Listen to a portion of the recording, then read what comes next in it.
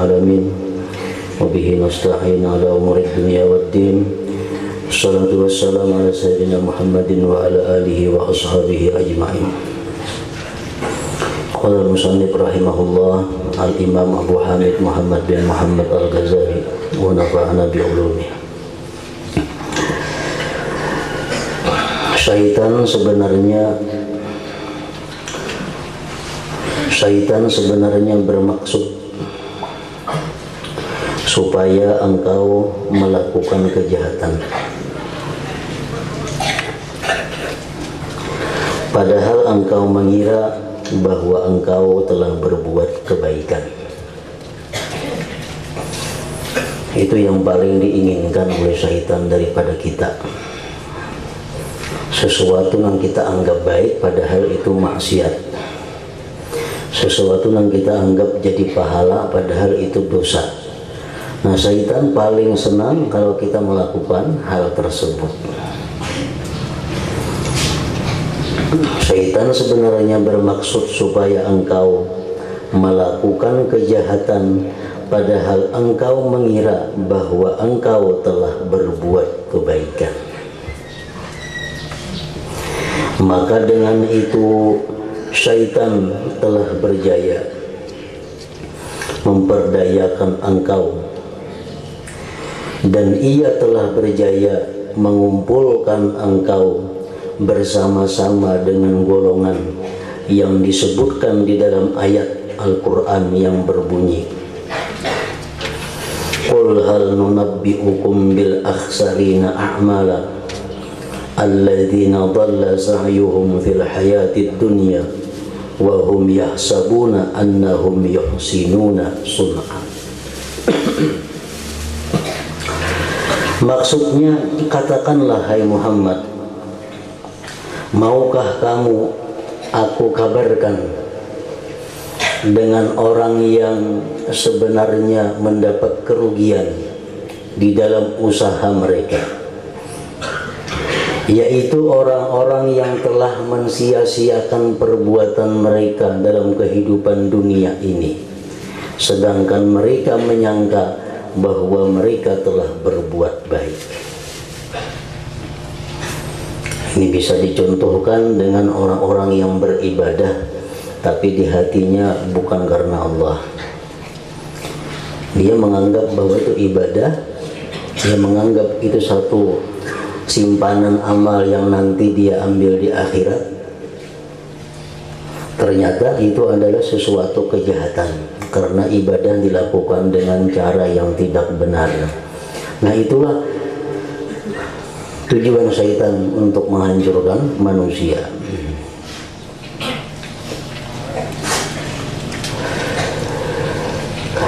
Ketika itu syaitan sangat pandai mengajar. Ketika itu syaitan sangat pandai mengajar engkau akan kelebihan ilmu dan derajat para ulama.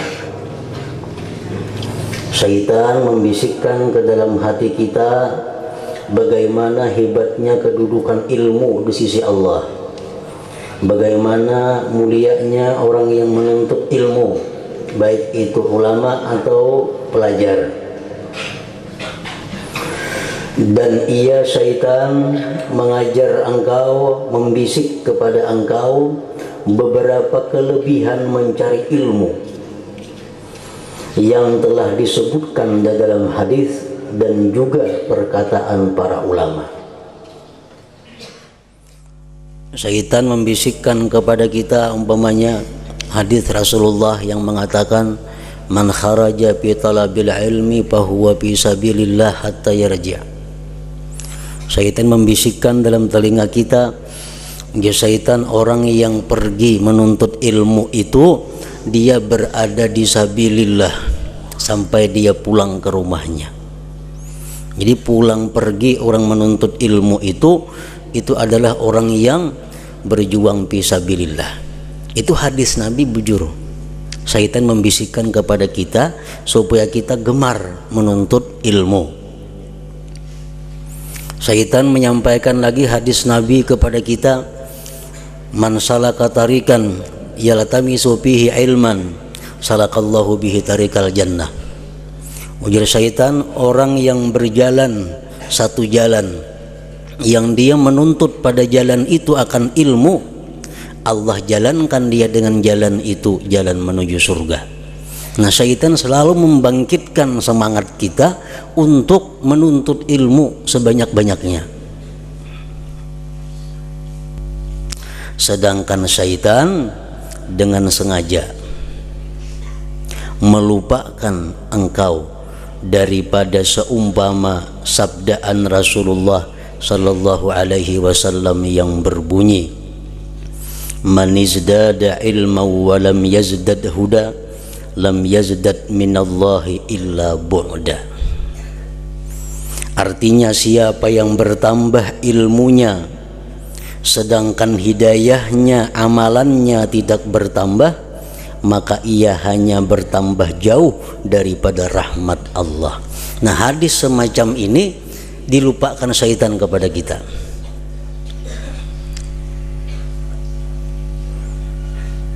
Karena hadis ini mendorong kita untuk semakin dekat kepada Allah. Hadis ini mendorong kita semakin takut kepada Allah sesuai dengan banyaknya ilmu yang kita terima. Rasulullah SAW mengatakan tadi, siapa yang bertambah ilmunya tetapi tidak bertambah hidayah, antara lain takut kepada Allah itu hidayah, cinta kepada Allah hidayah.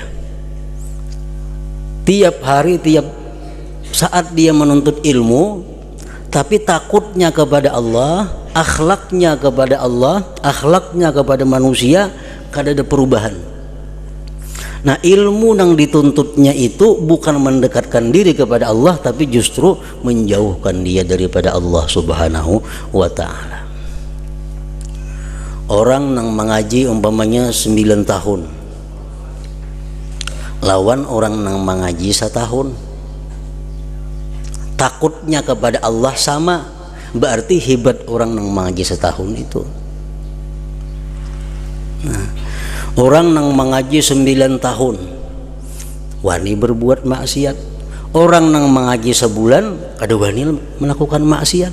Nah, ini orang dekatnya kepada Allah dekat yang mengaji sebulan tadi.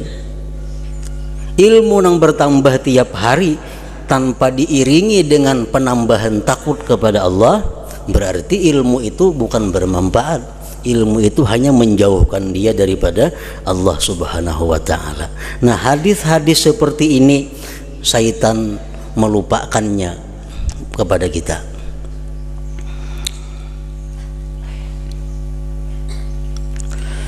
Dan syaitan juga melupakan engkau daripada sabdaan baginda sallallahu alaihi wasallam yang berbunyi, ujar Nabi, asyaddun nas adzaban yaumal qiyamah alimun lam yanfa'hullah bi'ilmi. Artinya, orang yang paling dahsyat siksaannya pada hari kiamat nanti ialah orang yang alim yang tidak memberi manfaat akan dia oleh Allah dengan ilmunya.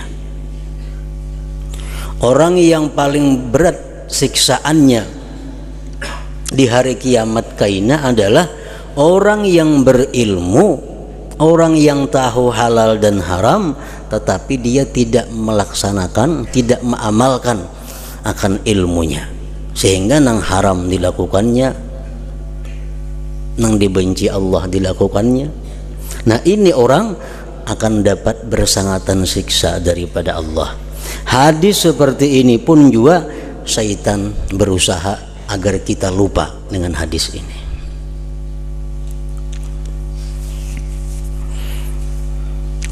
Padahal Rasulullah sallallahu alaihi wasallam selalu berdoa mengajarkan kepada umatnya, Allahumma inni a'udzubika min ilmin la yanfa' wa qalbin la yakhsha wa amalin la yurfa' wa du'ain la yusma'. Itu doa Nabi.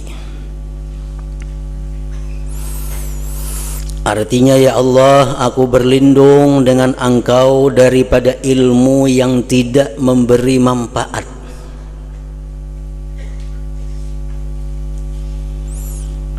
ilmu yang kadang memberi manfaat tadi adalah ilmu yang kadang menambah ketakutan kita kepada Allah. Ilmu yang kadang menambah ketakwaan kita kepada Allah. Itu ilmu yang kadang bermanfaat. Nabi berlindung daripada ilmu tersebut. Yang kedua, Nabi kita berlindung wa qalbin la yakhsha, dan hati yang tidak khusyuk. Hati yang tidak khusyuk. Kita ambil contoh umpamanya sembahyang. Sudah kita belajar sembahyang cara-caranya, sudah kita belajar sembahyang bagaimana supaya khusyuk, bagaimana sembahyang supaya bisa ingat kepada Allah. Tetap kada kau melaksanakan. Nah, Nabi kita berlindung wa qalbin la yakhsha, dan beliau berlindung dengan Allah daripada hati yang tidak mau khusyuk kepada Allah. Dan amalan yang tidak diangkat, tidak diterima, Nabi kita berlindung juga kepada Allah. Beramal tapi ditolak oleh Allah. Dan daripada doa yang tidak didengar, tidak dimakbulkan Allah subhanahu wa ta'ala. Nah, itu doanya Rasulullah. Allahumma inni a'udzubika min ilmin la yanfa' wa min qalbin la yakhsha wa amalin la yurfa' wa du'ain la yusma' tadi. Dan syaitan juga melupakan engkau daripada sabdaan Rasulullah sallallahu alaihi wasallam yang berbunyi, marartu lailata usriya bi aqwamin tuqradu shifahuhum bimakarida min nar faqultu man antum qalu kunna na'muru bil khair wa la na'tih wa nanha 'anil syarr wa na'tih.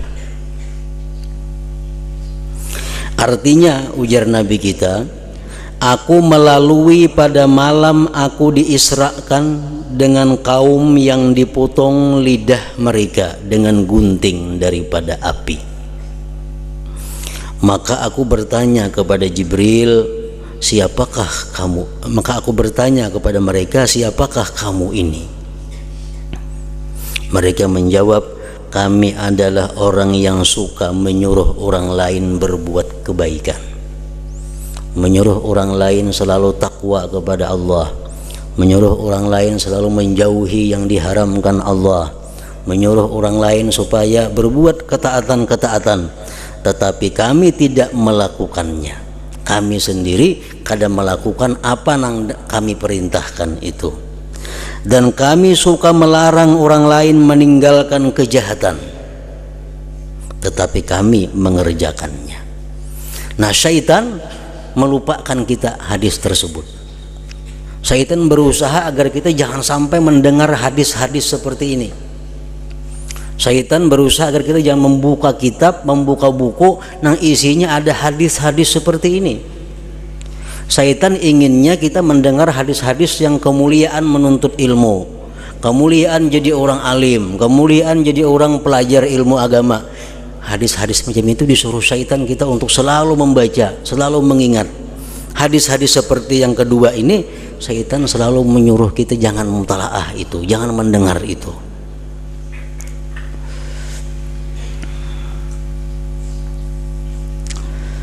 Tujuan syaitan apa? Intinya orang yang menuntut ilmu tadi merasa dia mulia di sisi Allah, dia merasa hebat di sisi Allah, tapi dengan ilmunya dia kadang mengamalkan, padahal sangat hina, rendah kedudukan di sisi Allah. Nah, maka berhati-hatilah engkau, hai saudaraku, daripada tipu hilah syaitan, tipu daya syaitan.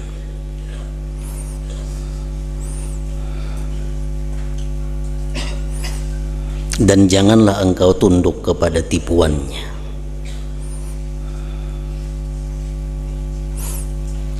Dan syaitan memang tugasnya kada pernah berhenti, kada pernah istirahat daripada menggoda manusia untuk melakukan satu kejahatan. Dimanapun kita berada, dimanapun kita bertempat, di masjid kah, di manakah, di pengajian kah, tetap syaitan itu berusaha agar menggoda kita, agar menjatuhkan martabat kita di sisi Allah Subhanahu wa taala.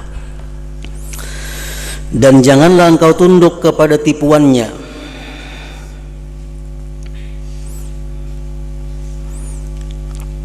Disebutkan oleh para ulama bagaimana usaha syaitan untuk merangkap kita, dan ini hendaknya selalu kita ingat,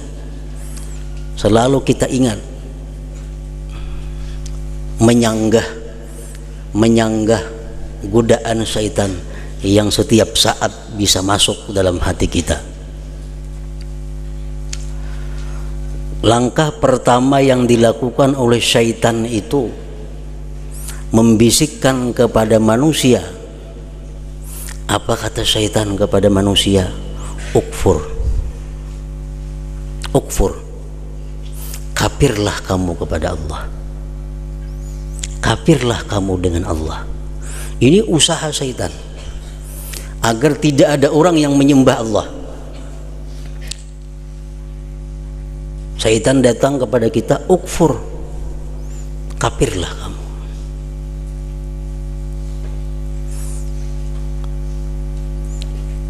Atau syaitan berkata, lakukanlah dosa, perbuatlah dosa.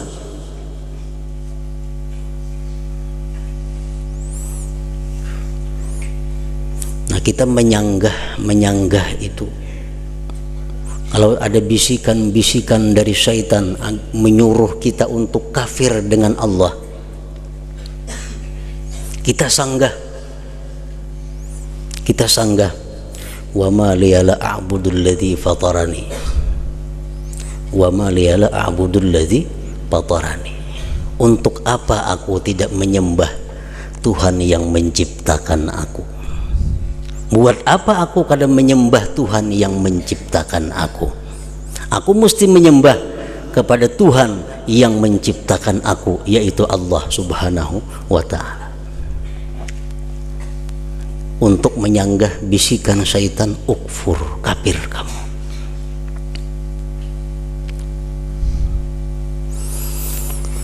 Nah, syaitan kadang mempan menyuruh kafir karena kita kuat iman. Lakukan maksiat. Dalam hati kita ada bisikan, ada maksiat, lakukan itu maksiat. Nah, kita sanggah dengan firman Allah, wa ma khalaqtul jinna wal insa illa liya'budun. Aku dicipta Allah untuk beribadah kepada Allah, bukan untuk melanggar hukum Allah. Kadang-kadang di hadapan kita ada hal-hal yang diharamkan Allah, yang menggiurkan nafsu, yang menggiurkan syahwat, tapi dilarang oleh Allah. Nah, syaitan membisiki dalam hati kita, lakukan yang diharamkan Allah. Bahkan kadang-kadang bisikannya bertambah, kainaikam tobat kepada Allah. Allah Maha Pengampun, Maha Penerima tobat. Nah, kalau kita mempunyai ilmu, kita sanggah. Aku maksiat kepada Allah, berarti aku menggunakan nikmat Allah yang diberikan kepadaku untuk menentang Allah. Kalau aku menggunakan duit ini untuk nukar nang haram, berarti aku menggunakan nikmat Allah, menggunakan pemberian Allah kepada sesuatu yang menentang Allah. Alangkah jahatnya aku kepada Allah, alangkah buruknya aku di sisi Allah, alangkah hinanya aku di sisi Allah kalau menggunakan pemberian Allah untuk menentang Allah.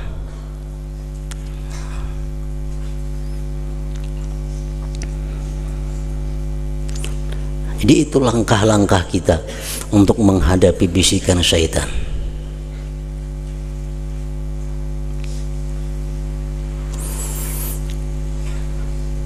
Nah, kalau sudah kita bisa mengatasi bujukan syaitan agar kafir, kita kada kafir.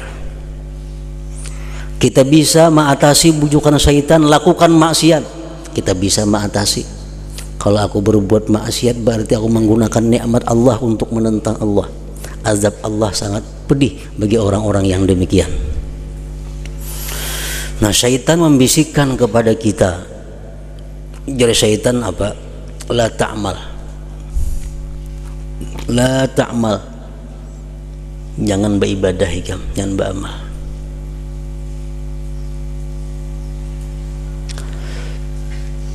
Ikam jangan sembahyang. Ikam jangan puasa. Ikam jangan bayar zakat. Ikam jangan berzikir. Ikam jangan bersedekah.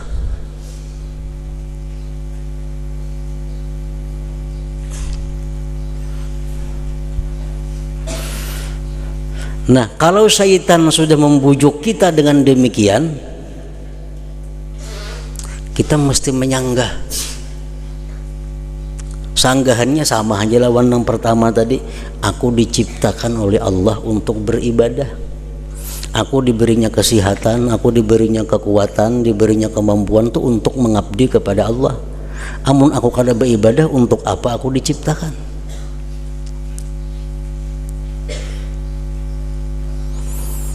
Jadi aku mesti beribadah, mesti sembahyang, mesti sedekah, mesti berzikir, mesti berselawat. Karena untuk itulah aku dicipta oleh Allah.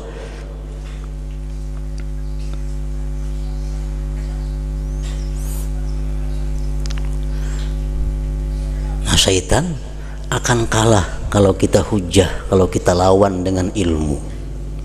Kalau kita lawan dengan ilmu, syaitan kalah. Tapi syaitan kada berhenti sampai di situ. Menjadi syaitan, i'mal gadan au ba'da gad. Amun ikam hendak beramal juga jadi syaitan isuk atau isuknya, waktu masih ada. Syaitan membujuk kita. Isuk kayaknya mulai tubat. Atau kadang bulan Ramadan ini bagus mulai tubat. Aduh sawah ini masih lawas lagi bulan puasa. Karena Ramadan tuh bulan rahmat, bulan yang bagus, bulan ampunan Tuhan. Karena bulan Ramadan itu mulai tubat bagus. Jadi wah ini ada usaha dulu beramal bahiman. Mahadang bulan Ramadan. Nah, itu salah satu daripada tipu daya syaitan. Dan ini sering terjadi pada diri kita. Kita hendak memperbaiki diri, hendak berkhidmat, kain agen bulan dudi kena mulai atau kain yang baju mahat kain. Itu bujukan daripada syaitan agar kita menunda amal ibadah. Nah, bila mana hal macam ini syaitan menggoda kita, membujuk kita, kita mesti bertanya kepada syaitan, apakah engkau tahu umurku? Kamu tahulah umurku apabila aku mati. Bursi aku kamarian ini mati. Kada sampat aku beribadah kepada Allah menghadang isuk. Sedangkan yang tahu umur seseorang itu hanya Allah Subhanahu wa ta'ala, yang lain tidak ada. Amun aku menuruti punikam isuk aja mulai insaf, isuk mulai memperbaiki diri, berusia malam ini atau kapan aku mati, kayak apa aku?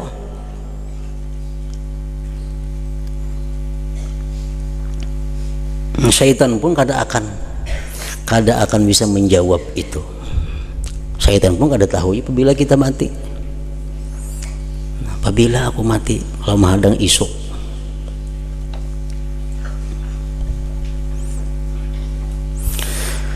Nah, bila sudah demikian halnya, kita bisa mengalahkan syaitan sampai di situ. Kita disuruhnya betunda tetap kita kada mau juga. Syaitan akan langsung mengambil langkah yang keempat. Ajil. Lakasi ke syaitan ikam insaf. Nah, lakasi ikam sembahyang, lakasi ikam bersedekah, lakasi ikam bertobat, lakasi.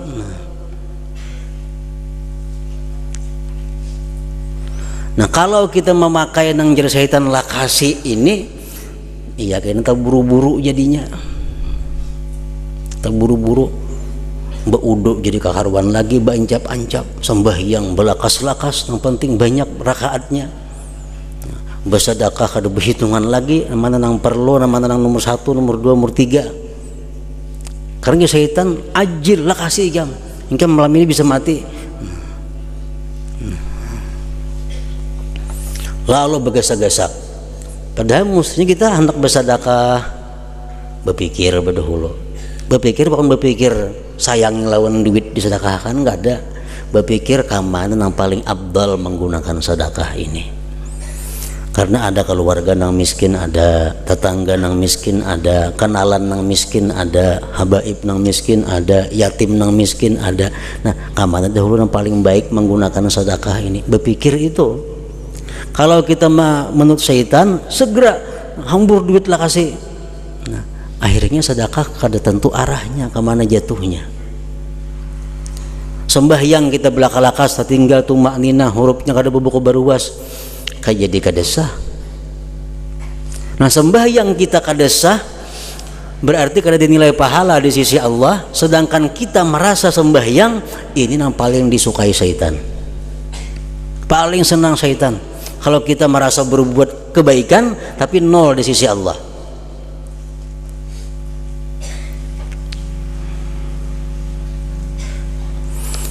Nah, kalau sudah syaitan menyuruh kita terburu-buru macam tadi, kita mesti menjawab dengan hadis Rasulullah.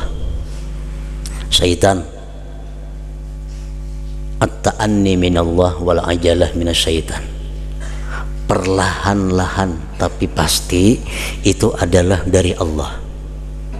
Terburu-buru bagagasakan dari syaitan. Nah, jadi aku tetap beribadah saat ini, tapi aku perlahan aja, kada terburu-buru. Aku pikirkan dulu kayak apa wudhu aku supaya bagus, wudhu aku supaya membuat nang sunat-sunatnya, meninggalkan nang makruh-makruhnya. Sedekahku supaya bujur-bujur tepat sasarannya yang lebih abdal di sisi Allah. Kalau aku beranjap-anjap itu dari syaitan, bukan dari Allah. Nah, at-ta'anni minallah wal ajalah minasyaitan.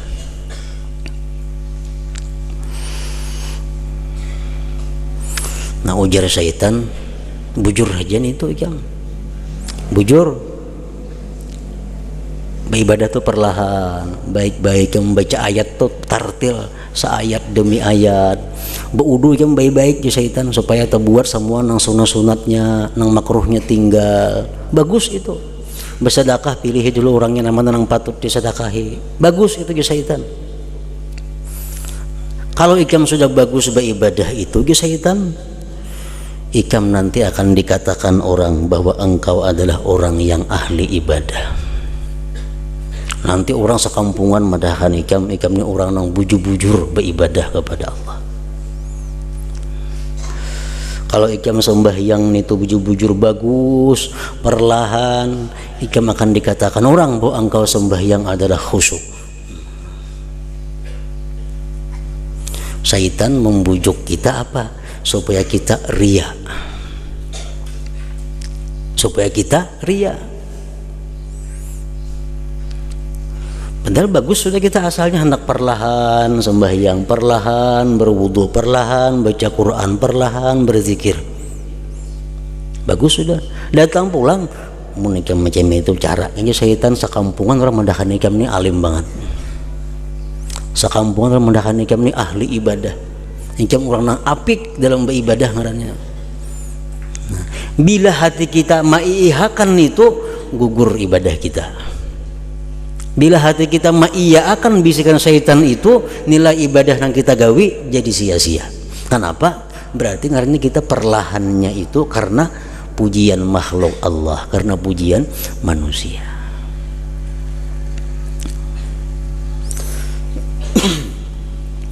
Nah, bila macam itu syaitan datang membayangi kita, membisiki kita, kita mesti menjawab. Aku mau beribadah berbaik-baik tapi supaya dipuji orang. Aku bukan dapat pahala, dapat siksa di akhirat. Buat apa aku beribadah? Duit keluar bersedekah, pahalanya kadada, siksa dapatlah. Mun aku bersedekah mengharapkan pujian orang, Jadi aku bersedekah ini wahai syaitan, aku murni karena Allah, bukan karena mengharapkan pujian orang. Aku perlahan, aku berpikir panjang supaya Allah suka, supaya Allah ridha, bukan supaya manusia senang. Ada mesti kita bahas macam itu, maka supaya selamat ibadah kita daripada riya.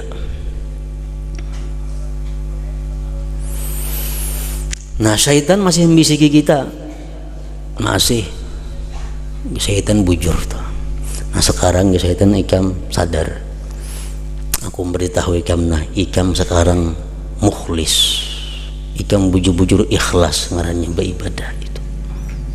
Sekarang ikam sudah ikhlas ngarannya, karena kada mengharapkan pujian makhluk, kada mengharapkan balasan makhluk, tapi hanya mengharapkan Allah, ridha Allah, balasan Allah.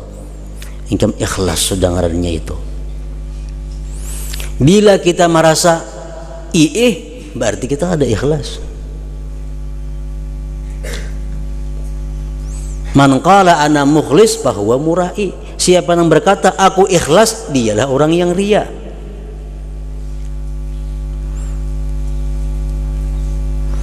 Nah kalau syaitan membisik kepada kita, ikam sudah tergolong orang yang ikhlas ibadah engkau, bagus sudah. Kita jawab bahwa aku bisa beribadah sedemikian rupa itu adalah semata-mata anugerah daripada Allah, bukan karena ilmuku kada, bukan karena kekuatanku kada, bukan karena apa-apa daripada aku kada. Semata-mata aku bisa beribadah itu karena Allah, adalah dari Allah semuaan. Aku kada bisa apa-apa, supaya terhindar kita daripada ujub, terhindar daripada ujub. Kalau kita ingat keistimewaan kita, kita ingat kebaikan yang ada pada diri kita, tapi kita lupa bahwa itu anugerah Allah, ngarannya ujub. Ini menggugurkan nilai amal juga, menggugurkan nilai pahala. Jadi wahai syaitan, aku bisa beramal karena mengharap ridha Allah, aku bisa beramal mengharapkan pahala Allah, itu taufik Allah kepadaku, hidayah Allah, bukan daripada ilmuku, bukan daripada itu ini kada, semata-mata semua dari Allah.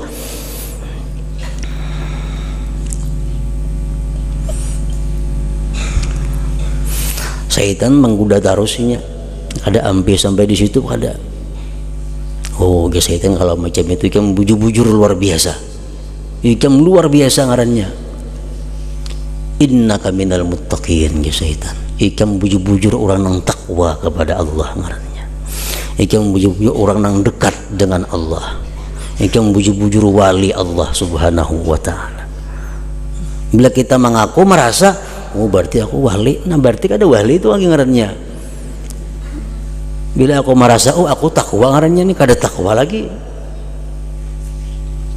Syaitan membisikkan kepada kita, kalau ikam macam itu hebatnya, ikam orang takwa kepada Allah sudah, orang yang takwa. Nah kita menjawab, kalau syaitan mengatakan kepada kita, kita orang yang takwa, kita jawab, syaitan, wallahu a'lam bimanittaqa, wallahu a'lamu bimanittaqa. Allah nang tahu orang takwa itu, bukan ikam. Al-Quran sudah mengatakan fala tuzakku ampusakum wallahu a'lam bimanittaqa. Jangan ikam merasa bersih diri, nang tahu bersih kadanya itu, takwa kadanya itu Allah, bukan aku nang tahu pada aku ni takwa, bukan ikam syaitan kada nang tahu aku ni takwa atau kada, itu Allah. Kalau ikam mendahan aku takwa, kau ada kau makai pun ikam, karena ikam kada Allah Ta'ala. Nah bisikan-bisikan itu pasti ada dalam hati kita, pasti ada. Itu dari syaitan untuk menggugurkan martabat kita, derajat kita di sisi Allah Subhanahu wa Ta'ala. Nah kita tolak pulang itu sudah syaitan. Oh magi syaitan ini luar biasa haratnya, luar biasa. Ikam ini manusia luar biasa. Kalau macam itu syaitan, aku yakin nah ikam ini min ahlil jannah. Ikam mati pasti ke surga kena. Ikam mati pasti ke surga syaitan. riyaknya kadada, ujubnya kadada, semuaan bersih. Aku yakin di syaitan ikam ini adalah ahlul jannah, ikam pasti ke surga mati. Nah bila mana kita meyakini mahakuni apa nang syaitan bahwa kita ini ahli surga, berarti kita ngarannya al-amnu min makrillah. Kita ngarannya sudah merasa aman daripada tipu daya, merasa aman daripada perdaya Allah Subhanahu wa ta'ala. Dosa besar itu, dosa besar. Nah kalau kita dibisiki oleh syaitan bahwa kita ini ahli jannah, bahwa kita ini ahli surga, kita jawab, syaitan, orang-orang nang ahli surga itu syaitanai orang-orang nang di dalam rahim ibunya ditetapkan Allah sebagai sa'id. Orang-orang nang bakal menghuni surga itu orang-orang nang man sabakat lahul husna. Artinya orang-orang nang sudah ditulis oleh Allah bahwa dia ini ahli surga. Mulai di lauhil mahfuz sampai di rahim ibu, karena malaikat membawa menulis janin dalam rahim ibu nih umurnya sekian, rezekinya sekian, surga atau neraka. Nah, nang tahu di rahim ibu itu siapa? Kamu tahu lah, ada tahu. Jadi Allah menakdirkan aku nih ahli surga, kakak ada tahunya nih tuh lain pada Allah. Jadi sampai sekarang aku bagaimanapun beribadah kepada Allah, walaupun aku mengharap surga, tapi aku tetap takut kalau aku kada masuk surga. Kada ada jaminan bahwa aku nih ahli surga. Nah, sampai di situ hanya syaitan berhenti menggoda kita. Kalau sudah sampai demikian kita mempunyai ilmu untuk menyanggah godaan-godaan syaitan, hanya kita jadi orang yang selamat dalam satu masalah itu. Nah, orang menuntut ilmu digoda syaitan, ini kan baik menuntut ilmu, ini kan mulia di sisi Allah menuntut ilmu. Kamu kena nyaman hidup menuntut ilmu, dunianya nyaman, akhiratnya nyaman, duit datangan lawan ikam. Ikam diangkat orang jadi ini jadi itu kalau ikam punya ilmu. Itu bisikan daripada syaitan.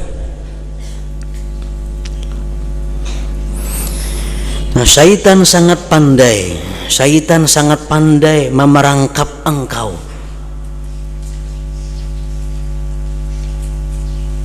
Jangankan kita, kalau kita kada dilindungi oleh Allah, Nabi Adam terperangkap dengan syaitan. Kenapa? Karena Nabi Adam ini percaya dengan syaitan. Apa kata syaitan lawan Nabi Adam? Ikam makan aja buah huldi itu. Allah melarang ikam makan buah huldi itu, syaitan, supaya ikam jangan kekal di surga sini. Karena amun ikam makan buah huldi ini tuh, ikam pacang selawasan di surga. Demi Allah naja syaitan, aku ini manasihati ikam ban aja, ikam majana untungnya aku napa ada. Nah, syaitan manas Nabi Adam. Adam pun tergoda karena waktu itu Adam kada dilindungi oleh Allah Subhanahu wa ta'ala. Apalagi manusia-manusia seperti kita. Nah, kalau kita kada dilindungi oleh Allah, pasti kita akan gugur. Kada sampai ke 8 hal tadi, paling-paling nomor 2 bisa gugur sudah kita. Syaitan sangat pandai memerangkap engkau dengan menyetujui engkau mencari ilmu. Syaitan mendorong kita menuntut ilmu mati-matian, padahal sebenarnya ia telah memperdaya engkau dengan memisungkan niatmu.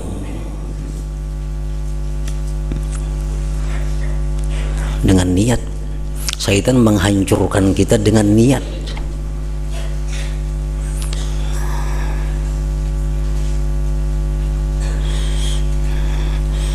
Tadi dijelaskan oleh pengarang Imam Ghazali, syaitan sengaja melupakan kepada kita hadis-hadis, ayat-ayat ancaman bagaimana orang menuntut ilmu bukan karena Allah, bagaimana ancaman orang-orang yang kada mengamalkan ilmu.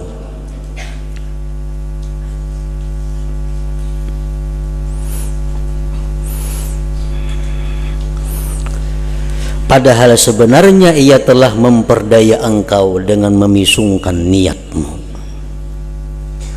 Maka celaka bagi si jahil sekali celaka karena ia tidak mau belajar, dan celaka bagi si alim 1000 kali celaka apabila ia tidak mengamalkan ilmunya.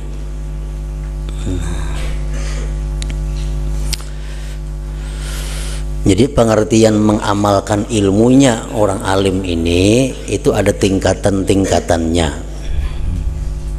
Memang orang alim nang macam apa aja alimnya kada akan bisa mengamalkan seluruh ilmu. Itu pasti sudah.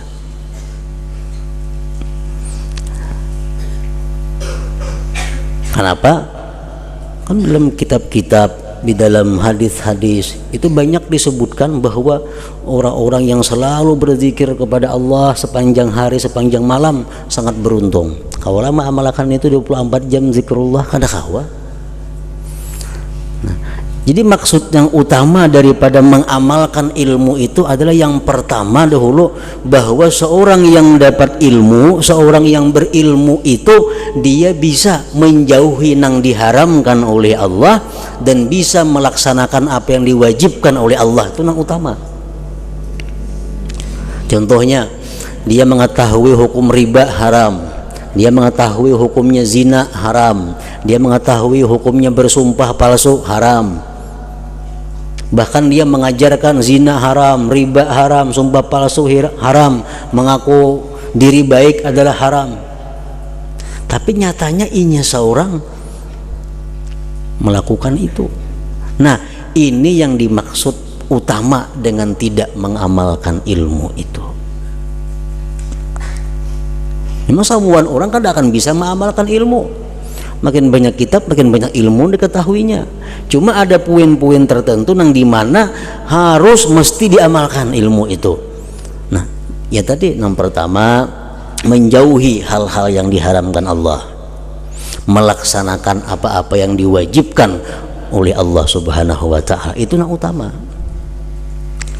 Nah, nang tingkatan nang tertinggi sedikit pada itu adalah orang-orang yang bukan hanya mampu menjauhi yang diharamkan Allah, tapi dia mampu menjauhi hal-hal yang dimakruhkan oleh Allah.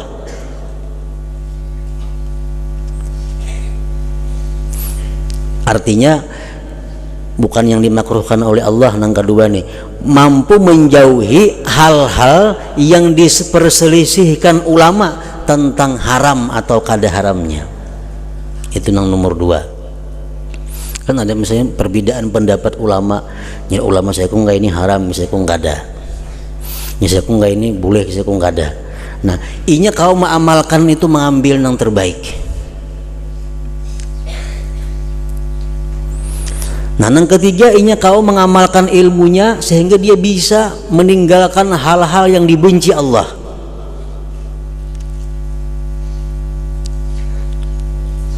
Dia bisa mengamalkan ilmunya, dia bisa melakukan hal-hal yang dianjurkan oleh Allah, yang disunat muakkadkan oleh agama.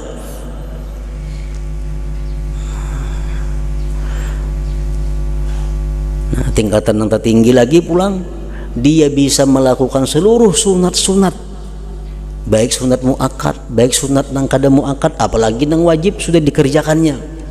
Dan dia bukan hanya meninggalkan nang haram, meninggalkan nang khilafiyah, meninggalkan nang makruh, bahkan meninggalkan nang kurang baik pun ditinggalkannya. Ini lebih tinggi lagi derajatnya.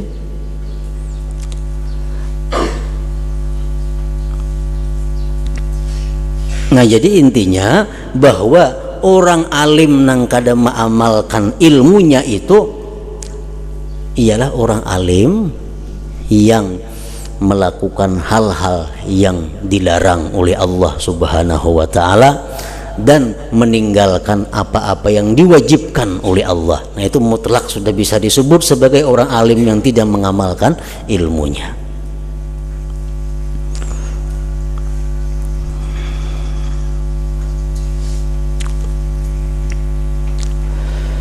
Nah, kemudian dan ketahuilah bahwasanya manusia di dalam menuntut ilmu ini terbahagi kepada 3 keadaan.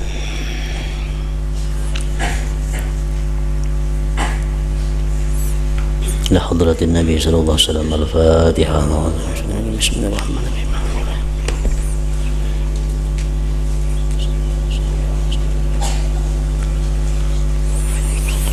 بسم الله الرحمن الرحيم. الحمد لله رب العالمين. اللهم صل وسلم وبارك على سيدنا وحبيبنا محمد وآله وصحبه أجمعين.